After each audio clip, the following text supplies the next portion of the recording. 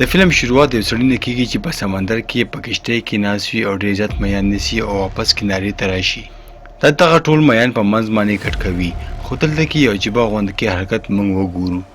یو مۍ چې د هغې خېټه کټ شوې وي هغه اچانکه ټوپونه چالو کړي. دغه مۍ مسلسل په هوا کې ټوپونه وخي او بیا په ځمکه راشي. او دا صرف یو مۍ نه وي بلکې هلته کې څومره میان وي هغه ټول ټوپونه چالو کړي. په کوم معنی چې دغه سړی ډېر زیات ویریږي. بل سین کې موږ یو شریف نومي یو پولیس ګورو چې په خپل ګاډي کې ناست وي او دغه کلي ته روان وي. ول چې دغه کلي نه یو سړي دې ټلیفون کړی وي او هغه دې ته راشي او دې سره ملو شي. شریف دې سړي نه تپوس وکړي چې تا ماله ولې ټلیفون کړی دی. هغه سړی دې ته ووایي چې راشه زما دا سپی وګوره د دې حالت ډېر زیات خراب دی. او بیا دغه سړی خپله تومانچه راخلي او دغه سپی پې ولي. شریف دې نه تپوس وکړي چې دا تا څه وکړو. هغه ورته ووایي چې ما دې سره څه وکړو او ما ښه وکړو. زما په خیال چې زما دغه سپي د زهر خوړلی دي کوم چې به ما مږو ته اچولو. او دا سړی ورته ووایي چې دغه خبره زه په یقین سره نشم کولی چې دې سپي زهر خوړلی دي او که نه دي، او دا صرف زما اندازه ده. دغه سپی ډېر زیات په تکلیف کې و ځکه د سړي پې ډز وکړو او هغه یې مړ کړو، ولې چې دې نه دا نشو برداشت کېدی. شریف چې کله کور دننه راشي د دې ښځې سره ملو شي هغه ورته وایي چې پولیس زموږ یو زوی نیولی دی او سره ستا زوی هم نیولی دی.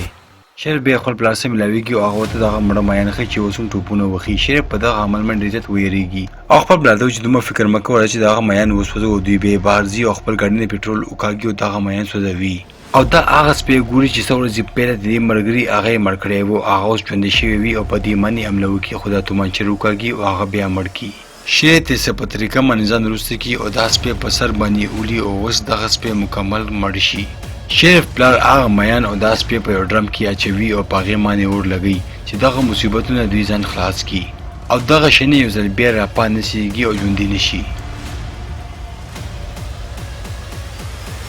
شریف بیا لاړ شي او په پولیس سټیشن کې هغه د خپلو بچو ضمانت وکړي. دوی چې په کومه کوټه کې بند کړي وي هلته کې یو بل سړی هم وي چې هغه هلته کې باکۍ کوي. هغې د بېګانه حالات ډېر زیات خراب وي او مسلسل باکۍ کوي. د شریف زوی چې کله دا وګوري نو هغه سړي ته ووایي چې ته ولې نه مړ کېږي. او لږ ساعت پس هغه سړی د وینو الټۍ وکړي په کوم معنی چې د شریف دا دواړه زامن ډېر زیات ویریږي او هلته نه پاڅېږي. او بیا د شریف زامن دغه ور په زوره زوره وخي او دوی نه مدد غواړي. خو کله چې دا پولیس او شریف د دې اواز واوري په منډه هغه کوټې ته راشي او دغه دروازه کلاوه کړي. دغه پولیس چې کله دې سړي داسې حالات وګوري هغه فکر کوي چې دغه دواړو هلکانو به ضرور دې څه بد کړي وي او ځکه خو د دې داسې حالات شو. خو کله چې دا پولیس دې سړي ته خواته راشي او هغه چک کوي دا سړی یو دم جګ شي او دا پولیس د مرۍ نه ونیسي او په هغې باندې حمله شروع کړي. او دغه سړی په پولیس باندې غزارونه وکړي خو هغه دې ډېر ځان بچ کړي. خو په اخره کې دا سړی په پولیس باندې چاک ولګوي. دغه دوران کې د شریف دواړه زامن هم په دغه سړي سره به جنګ شي او دغه سړي ته په خوله باندې یو څوک ورکړي خو هغه په جوزف باندې هم چاک ولګوي. خو په دومره ټایم کې پولیس دې سړي نه ځان بچ کړي او یو راډ راواخلي او دغه سړي ته یې ونیسي او دغه سړی په ځمکه باندې رالاړه شي. خو دا پولیس پې مسلسل غزارونه کوي او دومره یې ووهي چې د هغې سر په منځ باندې وشکوي. دې نه پس جوزف اسپتال ته راځي او په لاس باندې پټۍ کوي خو دغلته کې خپله ښځه ګوري چې راغلی وي او هغه هم بیماره وي. جوزف خپلې ښځې سره ډېرې زیاتې خبرې هم کوي. جوزف خپلې ښځې ته وایي چې زه نه غواړم چې زه یو ماشوم را پیدا کړم خو ته لاړه شه او دغه ماشوم ضایع کړه. خو هغه دې خبرې سره اتفاق نه کوي. بیا موږ په دغه ښار کې عجیبه غونې کې ماحول ګورو چې کوم خلک مړه کېږي هغه یو ځل بیا رجي کېږي او ډېر زیات بدترین کېږي او کوم خلک چې په هسپتالونو کې بیماره دي هغه یو بل خوري او د نه لیونیان جوړ دي. یو شپه شریف ته زنګ راځي چې دلته کې یو ښځه ده هغې یو خپل زوی وخوړو کوم چې اوس پیدا شو. دغه خبره چې کله شریف واوري په خپل ګاډي کې دغه ښځې کور ته راځي. شریف چې کله دغه کور ته راشي هغه ښځه عجیبه غوندې کې حرکتونه کوي او کله چې دا شریف وګوري په دې باندې هم حمله وکړي او هغه په ځمکه باندې رالاړه کړي او د دې په لاس باندې هم چاک ولګوي. خو شریف دې څه په طریقه باندې ځان ازاد کړي او په دغه جینۍ باندې یو غټې ډنډې سره حمله وکړي او هغه بېهوشه کړي او بیا به دومره ډېر زیات غزارونه وکړي چې هغه ښځه ده هلته کې مړه کړي. بیا موږ شپږ میاشتې پس وګورو چې هغې کې پته لګېږي چې اخر داسې څه وشو او دا معلومیږي چې په دنیا کې زومبي وایرس خور شوی دی. کله چې یو سړی بل وخوري نو هغې نه هم زومبي جوړه شي او دغه شانتي به یو وایرس به بل سړي ته لګېدو او د دې وایرس اوس په دغه دنیا کې شپږ میاشتې شوي وي ځکه خو دې نه ډېر زیات خلک متاثره شوي وي او دغه دنیا ته ډکوي. او کوم خلک چې دغه وایرس نه اوسه پورې بچ وي هغې ځان ته یې ورکوټې غونې کې ښار ساز کړی وي او دغه ښار نه دې ورکوټې دیوال هم تاو کړی وي چې دغه بلاګانې دننه ښار ته رانشي او د ښار دننه دې چې کومې بلاګانې نیولې وي هغه دې مړه کوي او بیا موږ جوزف او لاغې پلار ګورو چې دغه بلاګانو سره ډېر په بادارۍ سره مقابله کوي او د دې په وینې کې څه خوبي وي چې دغه زومبي وایرس په دې معنی اثر نه کوي ولې چې ډېره مرتبه په دې معنی دغه زومبي سره اټیک کړی وو خو دینه بلاګانې نوي جوړې شوې وي او دغه خوبینې صرف په میکسیکنو خلکو کې وي نورو په انګریزانو کې نه وي او ځکه خو چې کله دغه زومبین په انګریزانو باندې حمله وکړي نو هغې نه ډېر زیات زومبینې جوړې شي د جوزف هغه بل زوی هم انګریز وي او هغه د خپلو انګریزانو نه ډېر زیات نفرت کوي او کوم انګریز چې دغه ښار نه بهر ته وي هغه یې په خپل ښار کې نه پرېږدي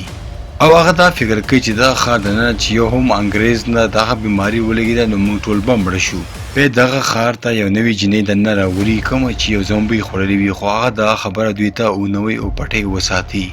بیا موږ جوزف او لاغې ښځه ګورو چې ډېر زیات خفه وي او هغې دا خبره کوي چې زموږ ماشوم چې کوم په خېټه کې دی هغه به ډېر زیات دغه دنیا ته راشي بیا یوه شپه شریف ته پته لګېږي چې له ښار دننه ډېر زیات د ضرورت سامان کم شوی دی او هغه بیا خپل پلار او ملګرو سره کېږي او د ښار نه بهر ته ځي بل خوا ته شریف یو زوی خپلو ملګرو سره ناست وي او شراب څکي او هغه ډېر زیات نشه شي او بیا هغه جینۍ خوا ته ځي کومه جینۍ چې نن راوستې وي او هغه یو زومبي خوړلی وي د شریف زوی د دغه جینۍ نږدې ورشي او دغه جینۍ نه زومبي جوړه شي او په دې هم اټیک وکړي د هغې د خولې نه وینه راوځي او له هغې سترګې څخه عجیبه غوندکې شوي وي د شریف په زوی باندې حمله وکړي او له هغې د جسم نه ډېر زیات شیونه خوري او وینه تیز کړي په کوم معنی چې هغه ډېر زیات په درد کې وي او ډېرې زیاتې چغې وخي دغه ټول خلکو چې کله د دې چغې واوري هغه د دې نږدې راشي او دغه نظاره په خپلو سترګو وګوري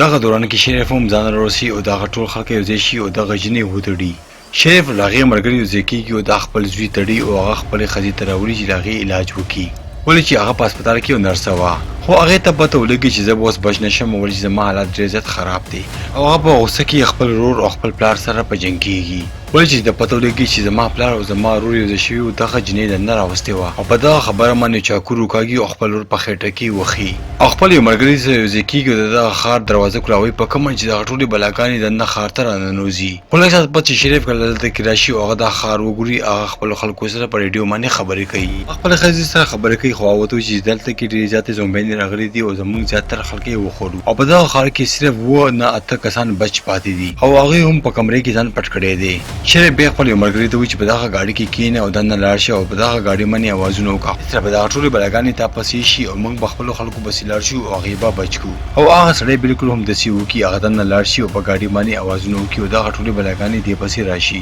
او بل خوا ته شریف او هغې خپل ملګري دننه لاړ شي او کوم خلک چې بچ وي هغه ځان سره بهر ته راوکاږي خو کله چې شریف خپل ملګري بچ کوي دغه دوران کې دا ټولونه شاته پاتې شي او دغه بلاګانې رونسي او هغه هم وخوري او په ځمکه یې رالړې کړي او دغه ټولې بلاګانې پرې راخورې شي او دغه بلاګانې له هغې خېټه وشخي او کلمې تې ټولې بهر روکاږي او بل خوا ته کوم خلک چې دې بچ کړي وي هغه په دغه ګاډي کې کښېني او هلته نه وتښتېږي خو دغه ټول خلک شریف باندې ډېر زیات خفه وي او هغې ته ژاړي بیا د شریف پلار ته یوه ښځه ټلیفون کوي کومه چې له هغې په ښار کې اوسېده او ته وایي چې شریف یو زوی موږ په کلیسا کې نیولي وو او موږ نه بندیان جوړ کړي دي او ته وایي چې تاسو مهرباني وکړئ دلته راشئ او موږ ټول بچ کړئ د شریف پلار چې کله دا واوري هغه په دې باندې خفه شي او بیا خپل ګاډي ټوته وکړي او هغه کلیسا ته لاړ شي خو په ګاډي کې د جوزف له ښځې حالت ډېر زیات خراب شي او هغه په ګاډي کې هم یو ماشوم پیدا کولو ولا وي خو بیا هلته کې د جوزف ورور راشي او په دې باندې حمله وکړي او دې ووهي او هغې ځان سره یو زومبي هم راوستي وي چې د جوزف په ښځې باندې دا حمله وکړي او هغې نه هم بلا جوړه کړي خو د جوزف مور شاته نه راشي او هغه تومانچه روکاږي او په دغه زومبي باندې ډېرې زیاتې ډزې وکړي خو په دغه دوران کې هغه زومبي راشي او له جوزف په ښځې باندې حمله وکړي او هغه هم وخوري او هغې نه زومبي جوړه کړي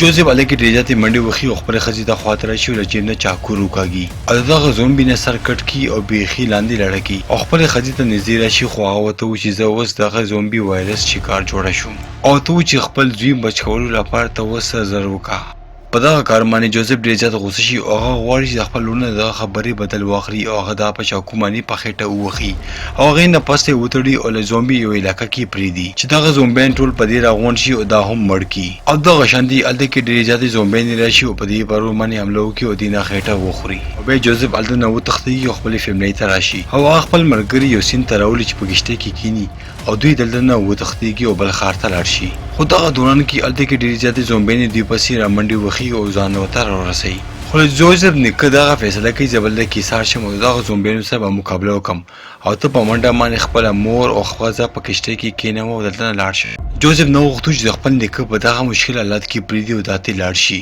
خو بیا هم دا د خپل نیکه خبره ومني او دا خپله ښځه او مور هلته نه په کښتۍ کې کښېني او لاړ شي. خو کله چې دوی د سیند په منځ ته لاړ شي هلته کې څوک هم نه وي او دا خپله کښتۍ ودروي او دا غواړي چې د دې خپل زوی وشي او دا یو سنسان ځای وي کوم ځای کې چې دې ښځه ډېرې په چغه والی شي او دلته کې به یو بلا هم رانشي او دا په اسانۍ باندې یو ماشوم پیدا کولی او بیا موږ وګورو چې جوزف یو ماشوم وشي او دا بالکل ټیک ټاک وي او دا بلا هم نه وي.